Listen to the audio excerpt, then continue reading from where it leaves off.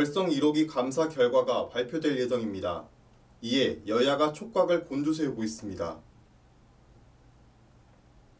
월성 1호기 조기 폐쇄 결정 타당성에 대한 감사 결과가 19일 최종 의결을 거쳐 20일 공개됩니다. 같은 시간에 최종 감사보고서의 국회 제출도 이뤄집니다. 감사원은 이날 최재형 감사원장과 5명의 감사위원이 참석한 가운데 감사위원회를 개최해 해당 감사보고서를 의결했다고 밝혔습니다. 지난 7일부터 6차례 심의를 진행한 끝에 감사보고서가 채택된 것입니다. 월성 1호기 감사는 국회에서 감사를 청구한 지 1년여 만에 종지부를 찍었습니다.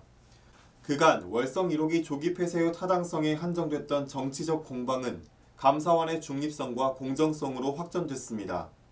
여권은 친원적 성향인 최재형 감사원장이 피조사인들을 압박해 월성 1호기 조기 폐쇄가 부당했다는 결론을 이끌어내고 있다고 주장했습니다.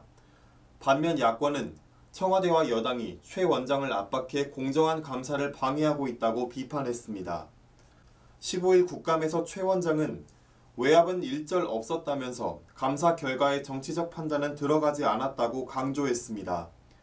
그는 감사 결과 보고서가 공개되는 즉시 감사원은 이번 감사 과정에 대한 자체 검열에 들어갈 것이며 필요할 경우 국회의 감사 과정에 관련된 모든 자료를 내놓겠다고 공언했습니다.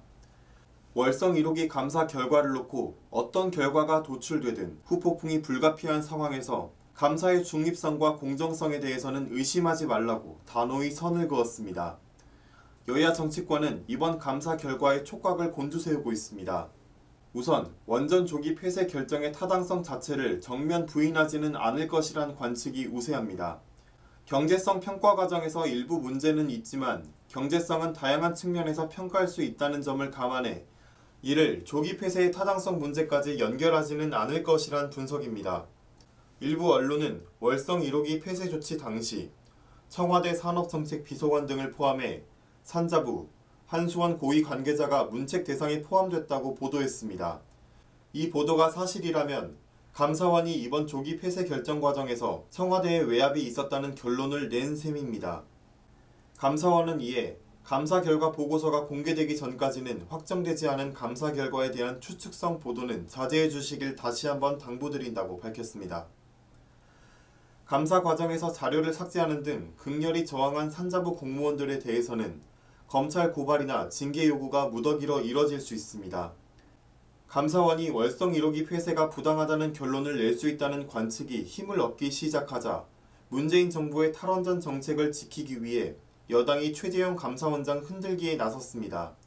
최 원장은 지난 15일 국정감사에서 감사원장이 되고서 이렇게 저항이 심한 것은 처음 봤다고 말했습니다.